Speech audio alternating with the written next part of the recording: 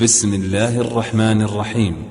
موقع الراسخون في العلم يقدم. يريد يقول دلائل على وجود الله عز وجل. ينظر في نفسه من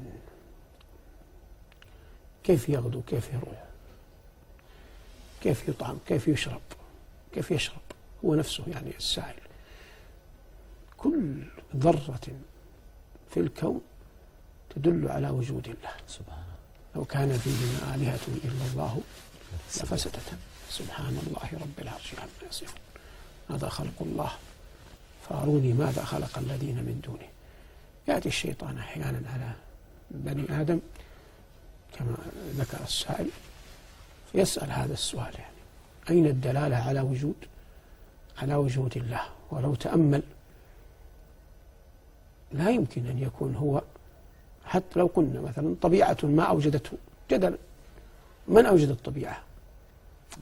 ستبقى في هذه السؤال والدوائر لن تنتهي إلا عند شيء واحد، أن هناك الكون خالق أحد. كل شيء في قبضته. ستنتهي بك الدوائر حتى عقليا لا نقليا، ستنتقل بك إلى أن هناك أحد هو من يملك الأمر، هو من يدبر الأمر، هو من يخلق، هو من يرزق، هو من يعطي، هو من يمنح، هو من يحيي، هو من يميت. هذا هو الله. ومع ذلك ما زلنا، يعني ماذا أقول، يعني ما أخبرنا الله به عن نفسه شيئا يسيرا. الله يقول لا تدركه الأبصار وهو يدرك الأبصار وهو اللطيف الخبير. إذا أذن لي هذا السائل الكريم كلام موجه له عينا، يعني هذا ليس جوابا عاما، أنا يعني أطلب منه أن الليلة يصلي ركعتين، وفي سجوده يطلب من الله جل وعلا أن يدله عليه، يطلب من الله أن يدله عليه، وأن يسأله أن تعظم معرفته به جل جلاله.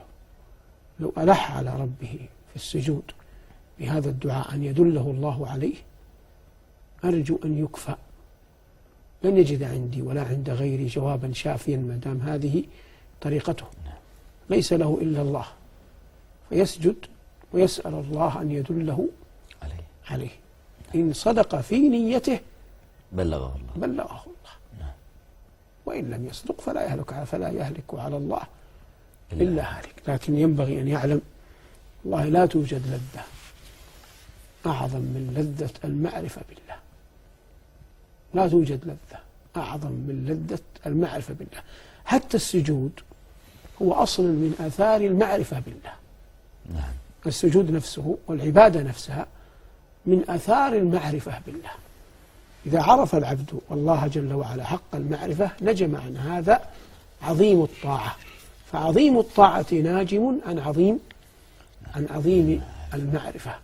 وكلما قلت العبادة والله دلت على قلة العلم بالله. وقد قال عليه الصلاة والسلام: أما وإني لا أعلمكم بالله وأشدكم لله خشية. فقرن بين هذا وهذا. فأنتم تقولون نصوم الدهر ولا نفطر، هذا يقول أقوم الليل فلا أرقد، وهذا يقول لا أتزوج النساء. كأنه يريد أن يقول أنا أعرف الله أكثر فلذلك عبدت الله أكثر. النبي صلى الله عليه وسلم قال أنا أعلم بالله منكم وأعلم أن هذا الهدي هو هديه.